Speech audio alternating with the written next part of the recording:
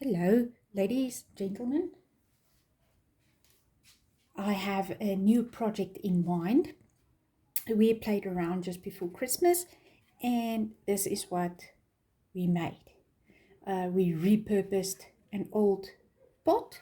Actually, it is a trick or treat basket, and we added some nice embellishments on top and painted it. So, it doesn't look like trick or treat anymore. So yeah, if you want to know what we did and how we did it, stick around. What you're going to need is an old holder or pot or container. My mom gave this one to me. There's arrows inside. And firstly, we're going to cover everything with gesso, or you can use a normal canvas primer. The next thing you're going to need is some molds to create your embellishments that you're going to use to fancy up the container. In this case, we didn't use the resin embellishments, but you can. To speed things up, we used the modeling clay, the air drying type. You can buy any kind that you can find closest to you, and just give it a good squish, get it nice and soft. If it's a bit dry, just add some water to your hand and massage it into the clay. I prep the mold by dusting it with normal baby powder or talc. You can use cornstarch as well. And then from the side you start to add it into the mold, making sure that all the nooks and crannies are filled with the clay so that it doesn't have any bubbles. You don't miss any of your design.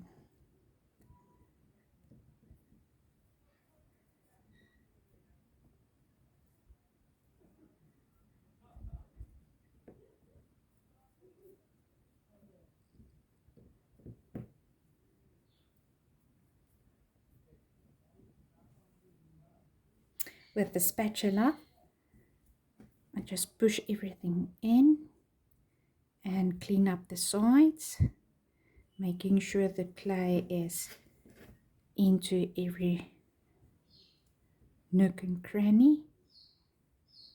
And the more cleanup you do inside the mold, it's going to be easier than trying to do the cleanup when you demolded the embellishment.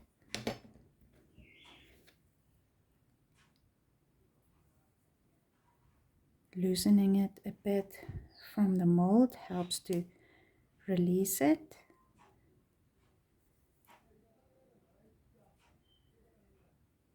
If you hear some noise, sorry, they are busy with construction next door.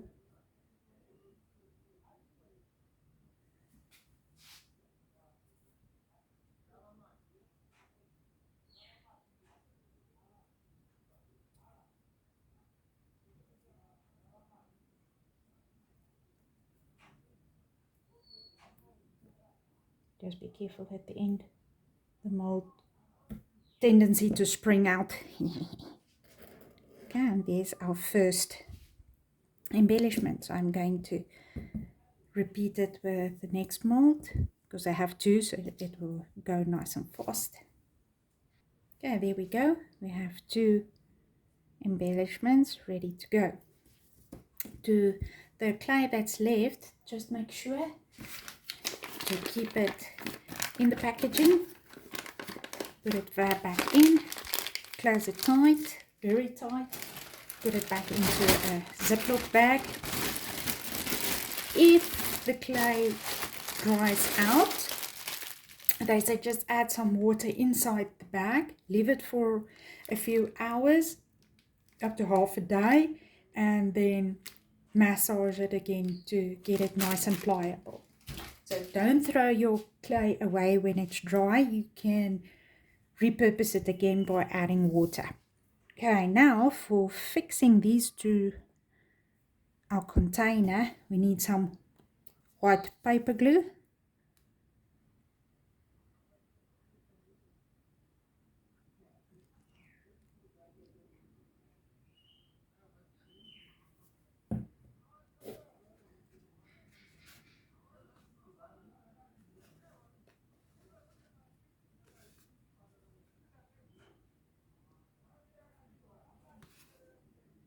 The previous one, we added the clay on top of the plastic without painting it the gesso, and it took more than a day to dry, and it kept on slipping off. So I'm hoping in this case that the gesso is going to help it to stick to the plastic a bit easier. So I'm going to speed it up by giving it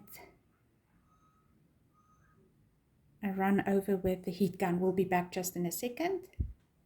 I don't want to melt my container with the heat gun, so I just gave it a little bit of heat. It's still wet, so I'm going to try my luck and try and glue the other side without this thing moving. See if here's my top and my bottom. Add some glue again.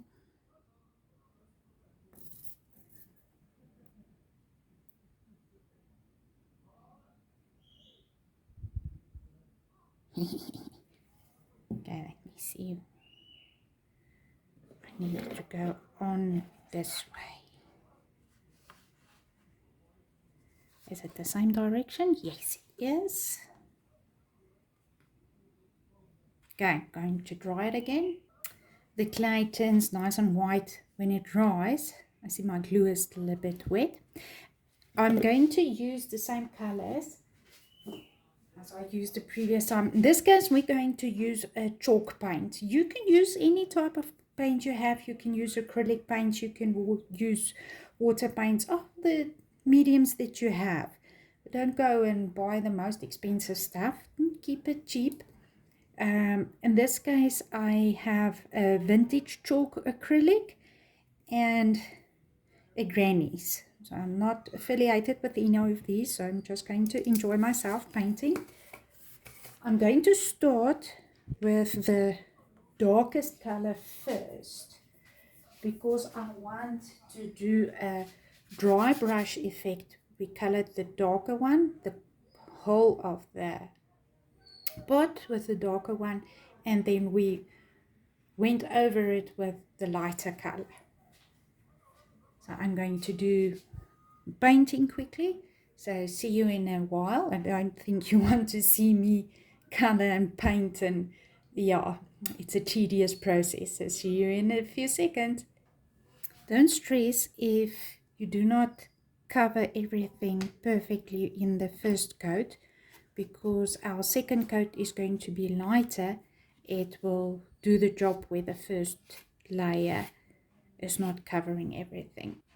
If you want, you're more than welcome to dry in between the layers, making sure everything is nice and dry. It dries nice and quickly. They say painting the clay while it's wet helps it to dry slower and prevents the clay from cracking. And I must say, my previous project is now more than a week, 2 weeks now, and it's keeping up and holding up very well. I'm just using a little bit of water just to get the chalk paint inside the nooks and crannies. Don't use too much, otherwise you're going to have difficulty drying and it's going to make blotches. The chalk paint is nice and thick and the coverage is very well. Be careful to press too hard. Rather use a soft brush, because the clay is still very soft and you can disform the clay, so you lose some of your detail if you brush too hard.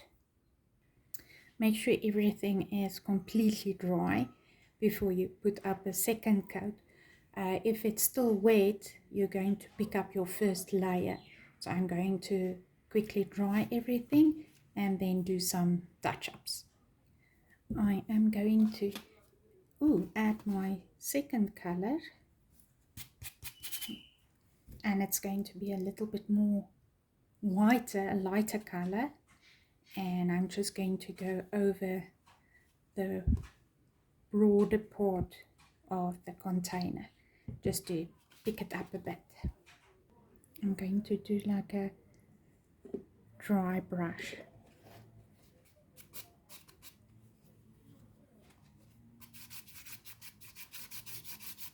The light one, when it dries, it becomes a little bit darker. It picks up the color from the bottom. It kind of mix with the bottom color.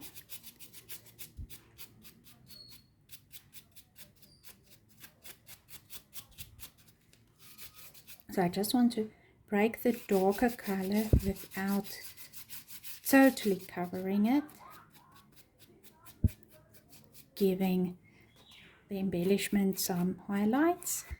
We're going to dry brush it with white as well to let the color pop even more.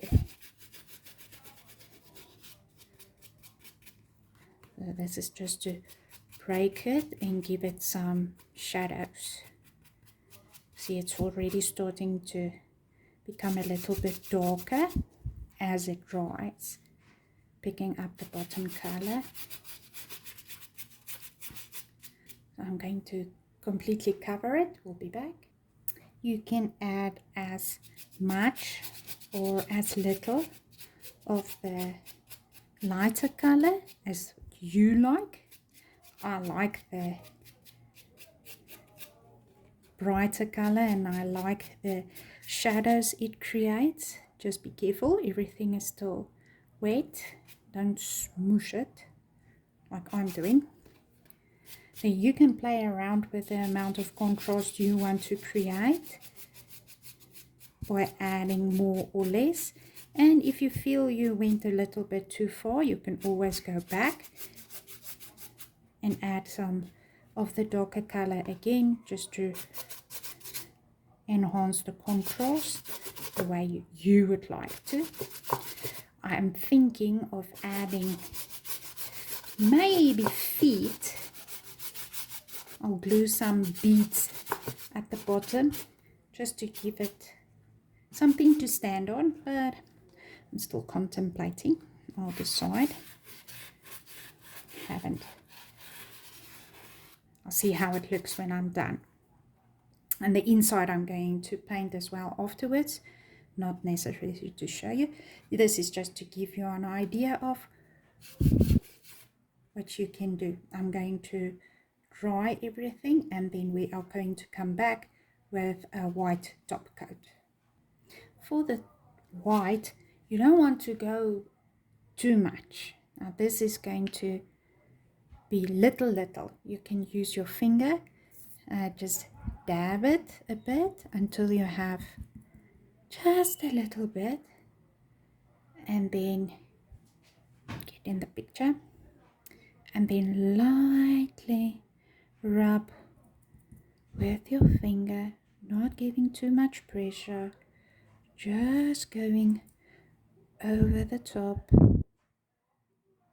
getting some nice contrast, lifting all the detail.